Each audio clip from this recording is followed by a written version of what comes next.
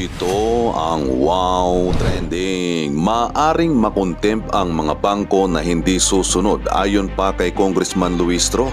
Nagbabala si House Committee on Justice Chairperson Gerbel Luistro na maaaring maharap sa contempt ang mga bangko na hindi susunod sa utos ng kanyang komite.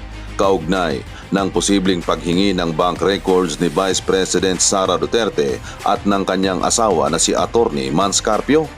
Ayon kay Luistro, may kapangyarihan ang komite na mag-issue ng subpoena upang pilitin ang paglalabas ng mga dokumento bilang bahagi ng impeachment proceedings. Well, yung failure to obey the lawful order of Court of Law Justice Committee can compel the production documents by way of subpoena.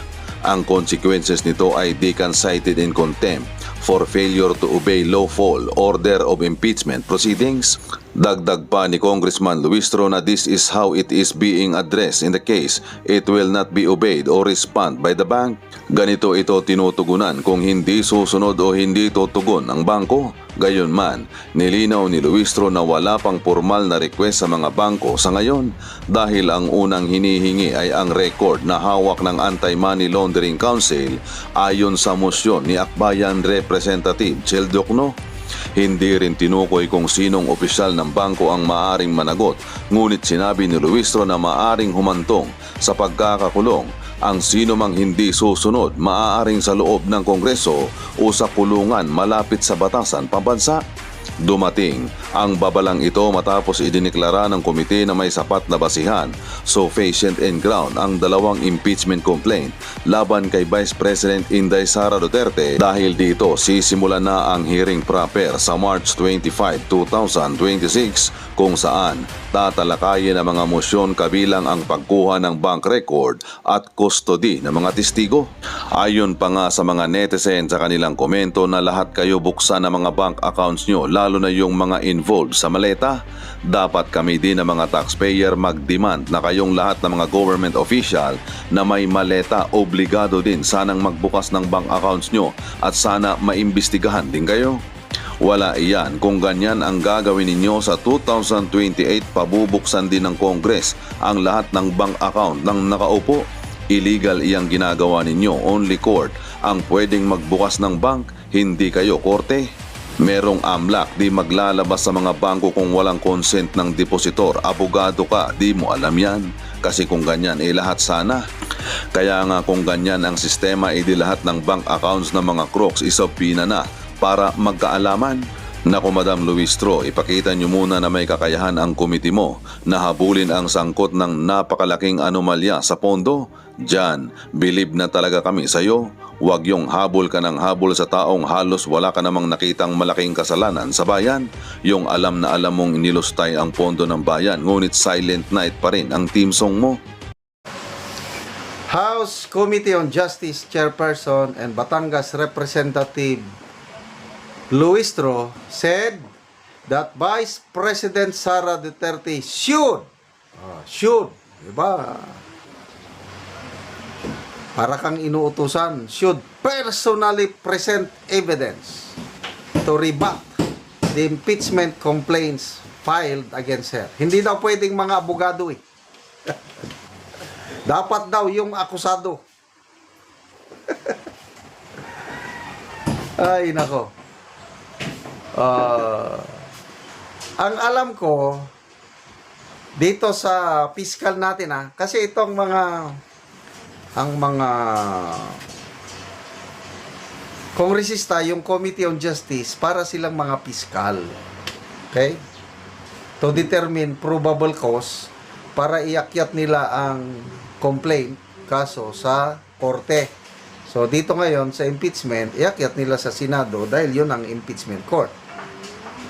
Maalala ko, si Tatay Digong natin, sinampahan siya ng kaso ni Franz Castro na grave theft.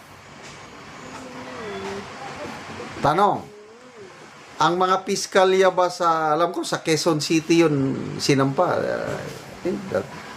2023 ba o 2024? 2023 ata. Ang mga piskal ba, Quezon City, Ni-require ba nila si Tatay Digong na mag-appear doon sa prosecutor's office? Hindi.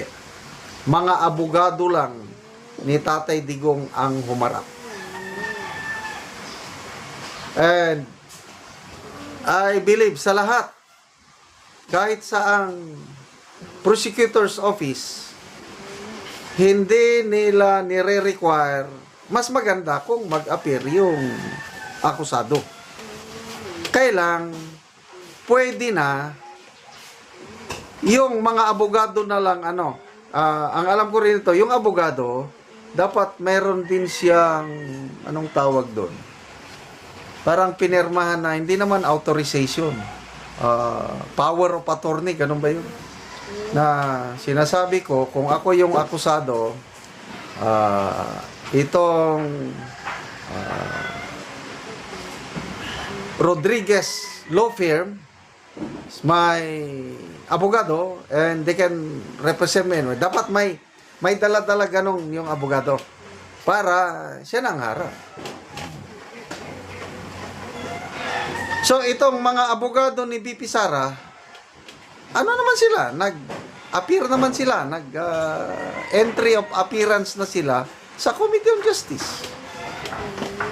So, hindi ko maintindihan itong abogado rin ito itong Luistro na ito Hindi ko maintindihan bakit sinasabi niya na dapat personally mag-appear si BP Sara to present evidence na ang tingin ko hindi mo mapilit yung akusado kung ayaw niyang mag-appear. Basta importante, nandyan yung abogado. Okay, tingnan natin ang nag-react 7,600 ang nag-react. 6,800 tumatawa. Sinong tinatawanan? Of course, itong si Luistro. 156 ang galit. 565 lang ang nag-like kay Luistro. So, anong percentage ito? Nasa 97% tinatawanan lang itong si Luistro. 3% lang naniniwala sa kanya. Okay, basa tayo sa mga comments. Antonio Picson Jr. It is not an obligation on the part of the person charged to present her evidences before a Congressional Justice Committee.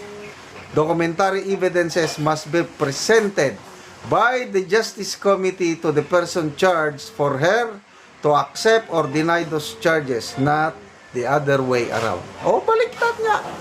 Paano? Wala silang hawak ng mga evidences.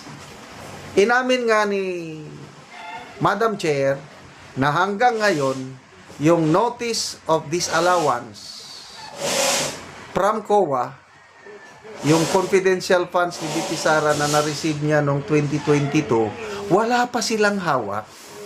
Magre-request pa sila sa COA. Ano ibig sabihin nila? Hihintayin nila si BP Sara na mag-present yung notice of disallowance? Ano kayo? Siniswerte?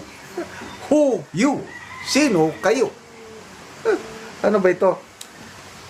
Sandy Marquez, the accuser should be the one to present evidence against the accused.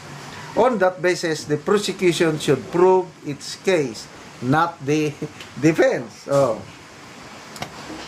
Enrique, the two members of Justice Committee should recuse themselves due to personal animosity towards BP, which constitute a conflict of interest. Itong si Luistro, may utang kay BP Sara. 8 million. Sino pa ba yung isa na may personal animosity? Ridon ba? Hindi ko alam. Lawyer ba talaga ito? Sabi ni Dimitri. Art Tolentino, is it the other way around? Does the accused need to present evidence? Generally, no. Not required, but in practice, the accused may present evidence to defend themselves. Lawyer ba ito? So, dito natin makikita na fishing expedition sila dahil wala silang hawak. At the same time, propaganda. Gusto nila na mag-attend si BP Sara para mapahiya. Anong tingin nyo kay BP Sara? Hindi siya nag-iisip. Tingnan natin. March 25 ang hearing. May iiyak dyan. Dididmahin sila. Baka nga abogado lang ang mag-present o ano. Sa tingin ko, never silang magpapakita ng ebidensya.